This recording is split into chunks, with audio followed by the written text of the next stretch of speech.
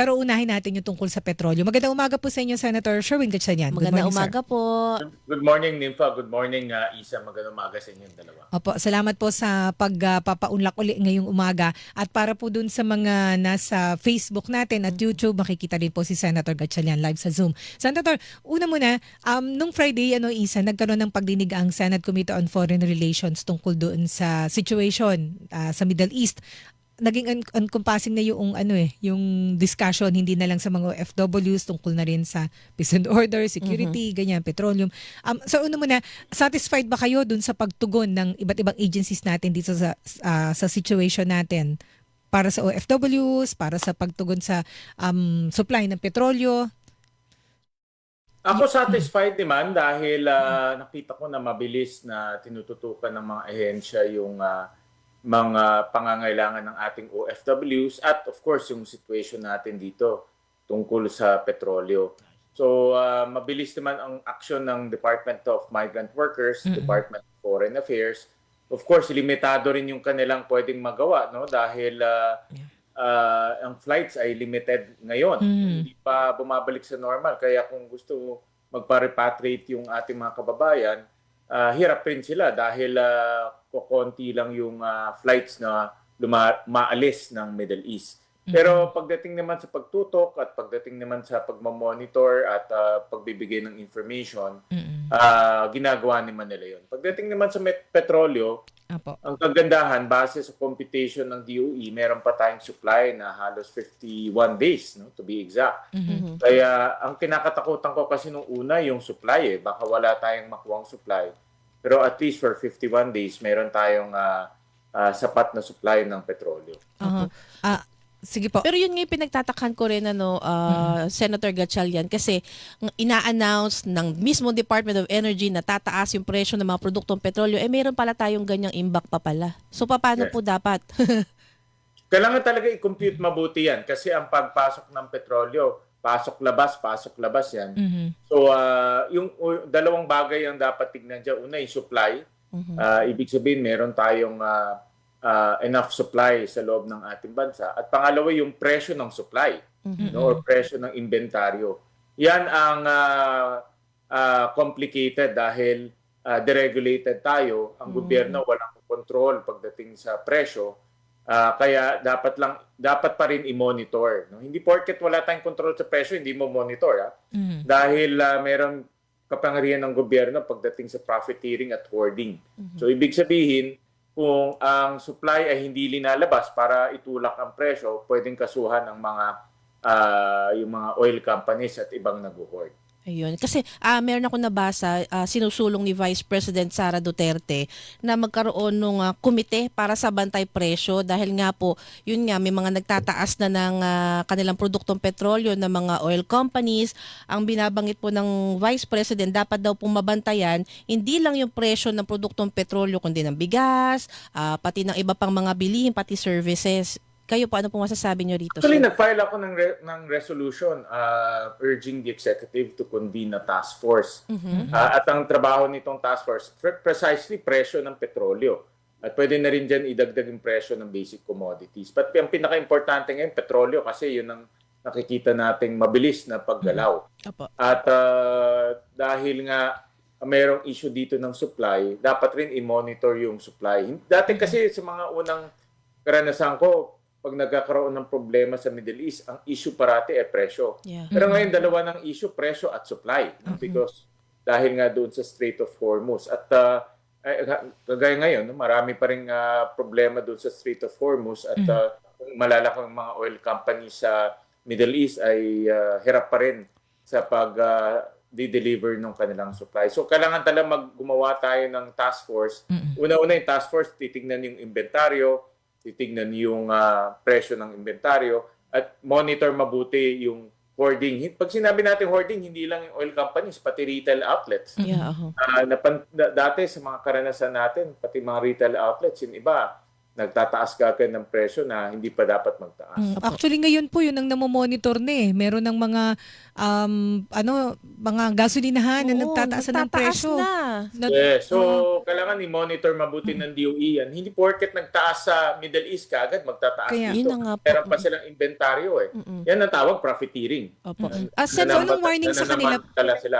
Opo, so, Senator, ano yung para ma-remind sila ano ba yung batas na umiiral laban dun sa Yan. pagtataas na kaagad Baka ng presyo. nakakalimot sila eh. Oo, baka nakakalimot, kailangan ng warning. Ang batas natin very clear. No? Bawal ang hoarding, bawal rin ang profiteering. Profiteering ibig sabihin hindi hindi na reasonable yung pagtataas ng presyo mo at wala namang dahilan sa pagtataas ng presyo mo o ginagamit mo lang yung yung sitwasyon sa pagtataas ng presyo mo. Ito talaga sinasamantala yung sitwasyon sa ngayon. No? So, may kapangyarihan ng DOE. Sabi ko nga sa DOE, nagawa na nila in the past yan. Whether gamitin nila yung Price Act or yung iba pang mga batas, ang importante, ma-penalize o maparusahan yung mga retail outlets na nananamantala ng sitwasyon. Senator Gatchalian, balikan ko lang yung task force. Bali, sino-sino po yung dapat na bumuo nitong task force? Ito kumbaga yung members at ano po yung mga gagawin nila? In task force, pangungunahan yan ng DOE. Ang membro nito ay DepDev, DOJ sa pag-file ng kaso.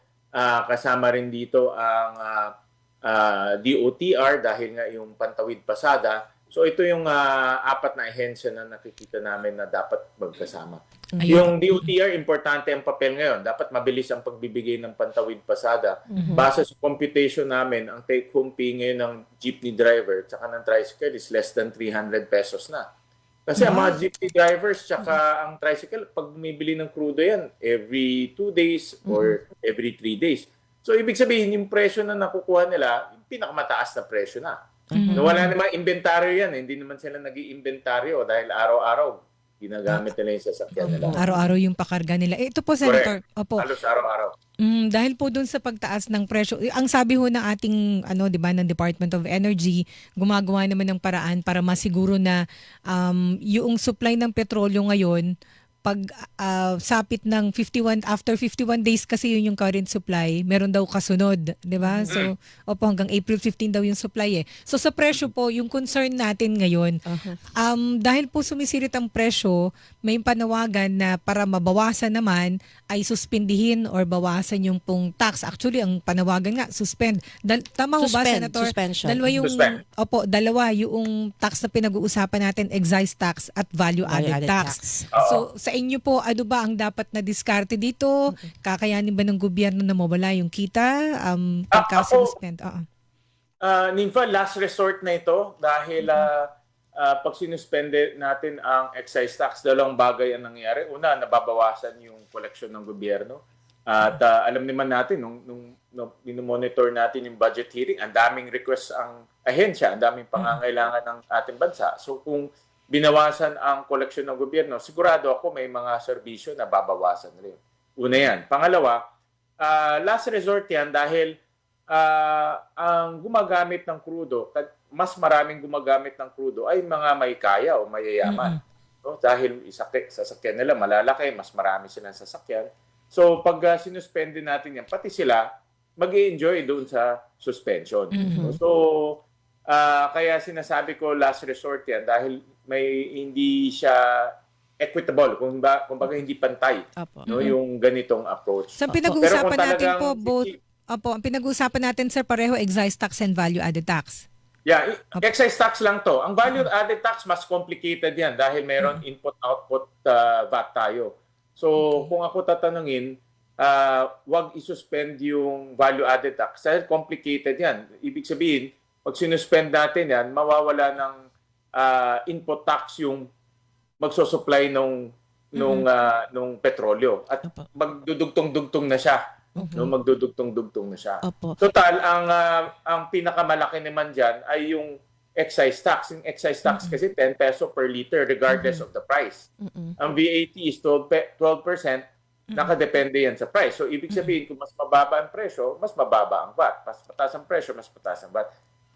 yung excise tax 10 peso yan for gasoline regardless of the price. Kaya kahit mababa yung presyo, 10 pesos pa rin ang binabayaran natin. Opo. Pero yun nga po, nabanggit nyo, last resort na yung pag-suspend or ng excise tax. Ano po yung nararapat na gawin?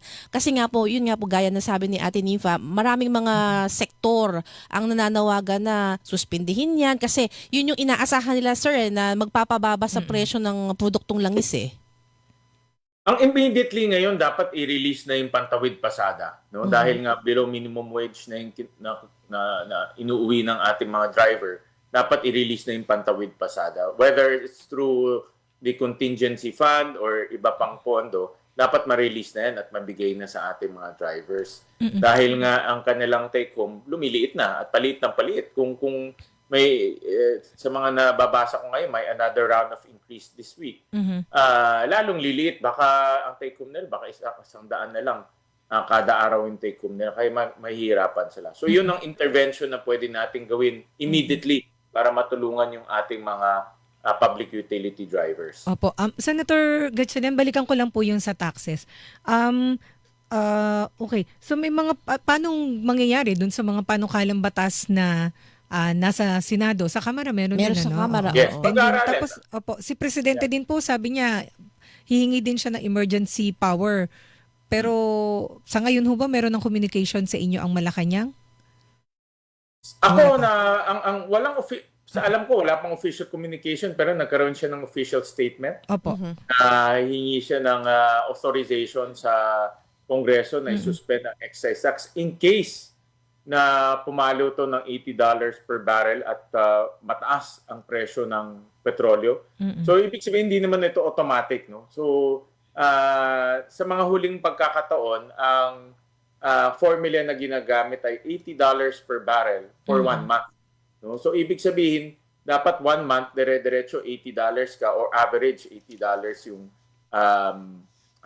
presyo ng petrolyo. So yun ang yung trigger price. At ako nakikita ko naman meron namang dahilan na bigyan siya ng authorization dahil nga unang-una hindi itong sitwasyon natin base sa hearing kahapon sinasabi 4 to 8 weeks pa ang pwede. So ibig sabihin baka 1 buwan hanggang 2 buwan pwede tuloy-tuloy ganitong sitwasyon. At hanggat may ganitong sitwasyon, meron talagang posibilidad na tataas ang presyo ng langis. Opo. Para lang po mas malinaw, Senator Gatchalian, yung pong authority na yun or emergency powers kung tawagin, pwede ho bang EO na lang to, executive order na lang from Malacanang or kailangan talaga yung Congress yung kumilos? Yeah, hindi pwede dahil ang taxation, Kongreso talaga yan.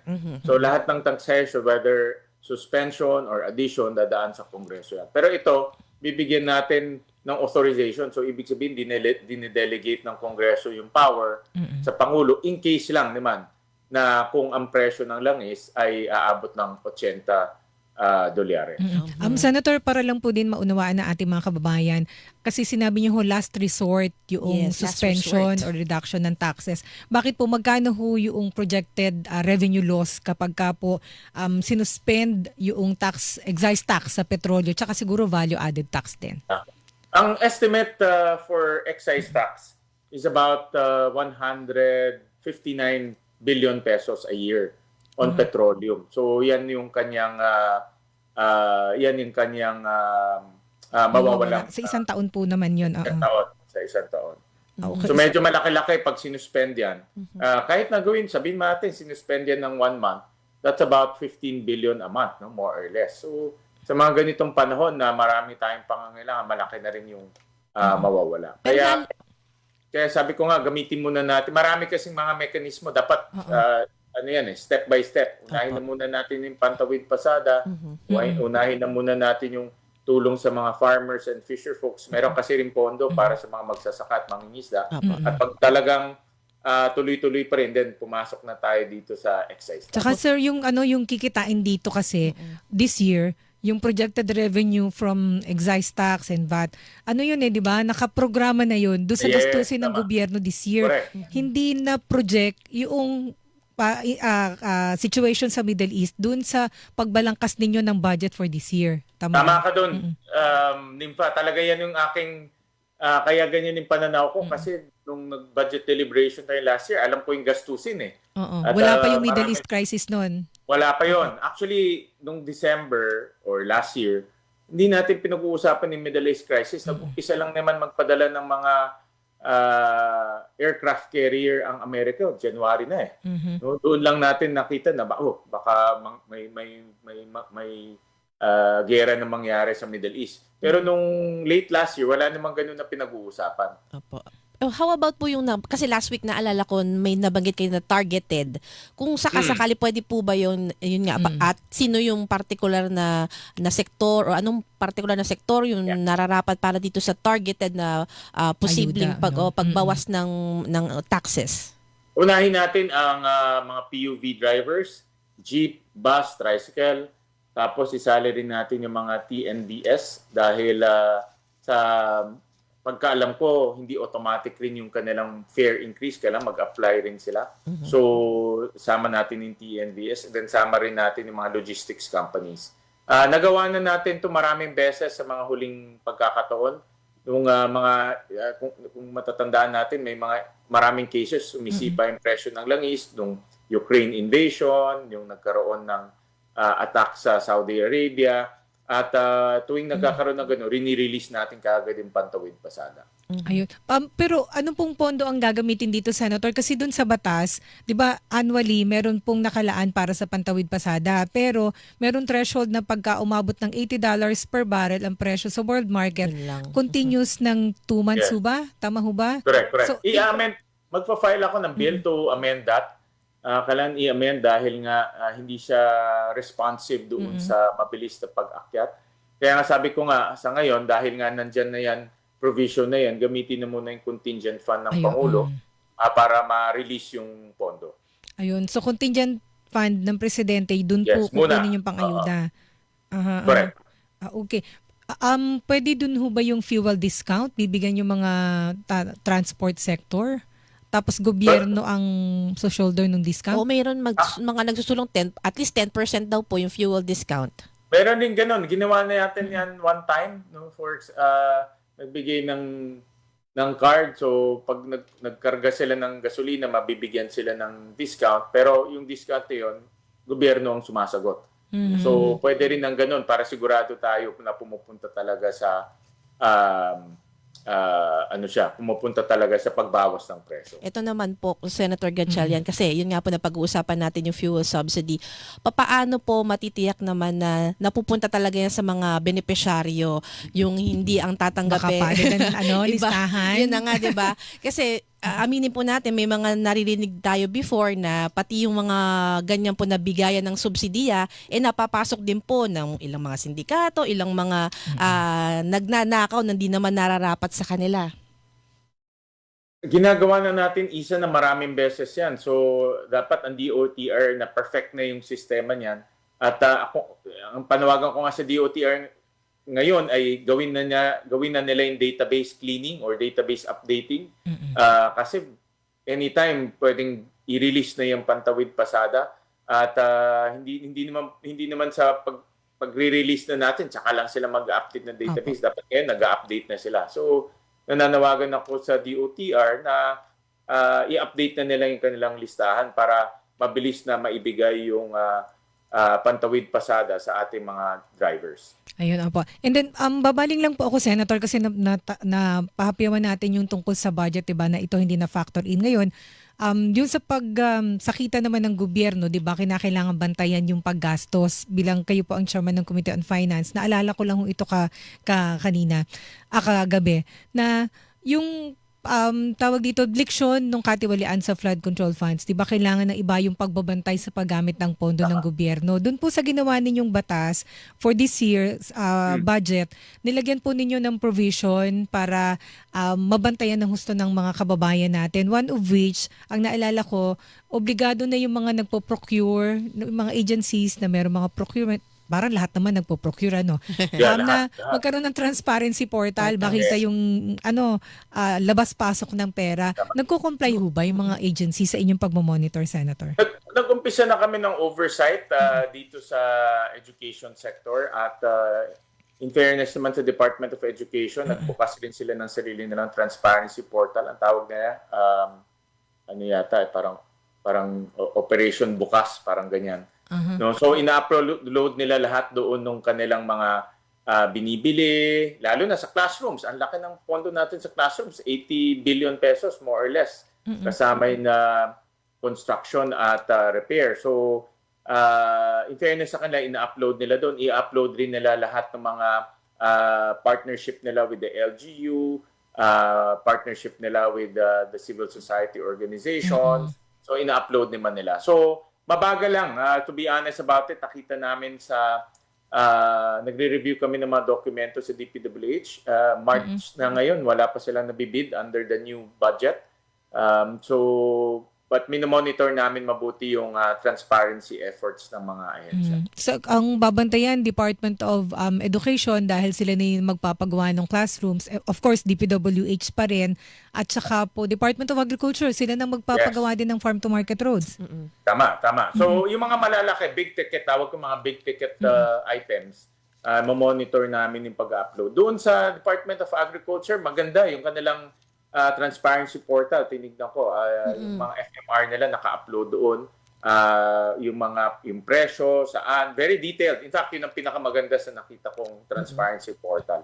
So, sa lahat ng mga big ticket items. So sabi nyo yung DPWH wala pang napapabid. So ibig sabihin, ano yun, sa sobrang ingat, takot ngayon na magpagawa ng project, ganun ba yun? Yun ang titignan namin sa oversight kasi nagulat rin ako, March na no? So, in fairness, tingin ko ang ginagawa nila, ginagastos muna nila yung mga luma.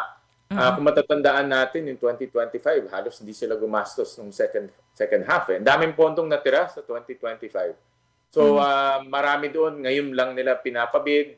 Ngayon lang nila inumpisahan. So, yung 2026, hindi pa nila nagagalaw yan sa ngayon. No? So, yun ang aming titignan sa oversight. So pagka ho ganyan, ang galaw, kasi di ba tama ho ba, Senator, na ang gobyerno kasi ang main driver ng paglago ng ating ekonomiya. So kung Yes. mabagal ang mga infrastructure projects, mabagal din yung ating economic growth. Yes. Opo, Tama. na bumagal na last year, naging tama ho ba, 4.4% dahil 4.4. sa katiwalian. So this year, tinatarget po 5%. With the Middle East crisis po na nangyayari, anong projection ninyo, makakamit ba yung 5% Hindi ako na yan? optimistic. Honestly, personally, ito ang personal analysis ko. Hindi ako optimistic baka na mag-hit tayo ng target. Hopefully, mali ako. But yung presyo kasi ng langis, malaking bagay yan sa atin. Nag-import tayo ng almost 95% ng ating langis. Ini-import natin almost 90% rin ng ating enerhiya. Coal, LNG, yung liquefied natural gas, ini-import natin yan. Of course, petrolyo, ini-import natin yan. So halos lahat ng ginagamit natin para sa enerhiya ay imported. So ibig sabihin, pag tumaas ang presyo ng langis, tataas ang presyo ng coal, tataas ang presyo ng liquefied natural gas, makaka-apekto yan sa kuryente natin, makaka-apekto yan sa transportasyon natin at sa pagkain. At domino na yan. So, kaya nakikita natin nung February, tumaas ang inflation. Ang inflation rate natin ay 2.4%. No? So, tumaas siya. Matagal na mababa yan, pero sumipa siya nung February. Sigurado ako, March, sisipa ulit yan. So, siguro bilang pagtatapos, ano po, Senator, yung inyong i-garantiya kaya na ginagawa naman ng Senate para po sa ating mga kababayan, kayo po sa Senate bilang mga policy makers, lalo pinag-uusapan po yung mga tapyas-tapyas or bawas ng taxes? Well, unang-una, ang importante ngayon dito sa sitwasyon ng kapakanan ng ating mga OFWs.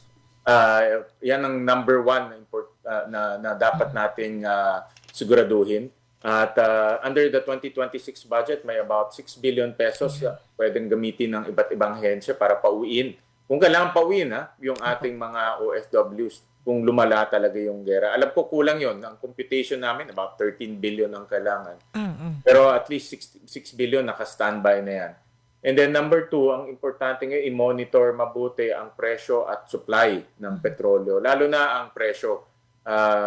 Yung mga nananamantala, dapat parusahan, whether oil companies, whether retail, hindi i-monitor natin mabuti dahil hindi magandang abusuhin nila yung sitwasyon ngayon na lahat tayo ay nangangamba. Ay, patawad Sen, sabi niyo, sabi ko last na, naalala ko lang kasi nabanggit ni Senator yung sa repatriation kasi, naalala ko nung Friday, sabi ng DMW at saka ng OWA, kapag lumalapat tong situation, mangangailangan na sila ng supplemental budget kasi apparently, average na 120 to 130,000 pesos ang Yeah. repatriation each OFW. Pero Correct. with the crisis, baka 150,000 each. Mas So yung tumaas. mahihingi na daw sila ng supplemental budget. Kayo ba isang ayon na ibigay ito at gaano kabilis po maibibigay sa kanila just in case? Ang computation namin, kung talagang worst comes to worst, kakailanganin natin about 13 billion pesos. Kasi meron pa tayong mga undocumented eh. At doon sa hearing, narinig natin pagdating sa repatriation, di naman natin tinitignan kung Opo. documented o undocumented. No? So pati undocumented, iuwi natin. So kung mayroon na tayong 6 billion, 13 billion ang kailangan. So kulang na lang natin sa about 7 billion. No? So yun ang dapat hanapan. Ayun. Manggagaling sa excise tax. yun ang problema. Very complicated. Kaya sa kabilang banda, gusto natin bawasan yung collection ng gobyerno. Pero sa kabilang banda, marami man tayong gastusin. So, talaga yan? Dapat balansehin. At tandaan rin natin, NIMFA-ISA, nanggaling tayo sa mahinang ekonomiya noong 2025. Opo. So, ibig sabihin, ang projection nga this year, 5 to 6%, which is below the 5.5% minimum originally. No? So, baka with this, itong gera na ito, baka hindi pa tayo umabot ng 5%. Ang collection kasi ng gobyerno, nakadugtong yan sa lago ng ekonomiya. Kaya, Pag opo. mahina ang lago ng ekonomiya, sigurado mahina rin ang collection ng gobyerno. Ayun, marami sana tayong pera kung hindi nanakaw dun sa flood control Ayun na, project. oo. Projects. Pero ano naman ngayon, I think, una-una, si Secretary Dizon ay maraming reformang ginawa. So, In fairness. in fairness. Opo. Hapon nga nakita ko si Secretary Kakdak, bayat na nga dati, Oo. pumayat pa lalo Ayaw dahil sa sitwasyon. Kaya nakita ko yung ating mga kalihim ginagawa naman nila yung makakaya nila. Ayan. With that, Senator, maraming salamat po sa inyong Thank you. panahon. Thank you so much Maraming po. salamat. Thank Ingat you. po palagi. Ayan, thank you po. Si Senator Sherwin Gatchalian, Chairman po ng Senate Committee on Finance. At matagal Hilingan, walang pinoprotektahan.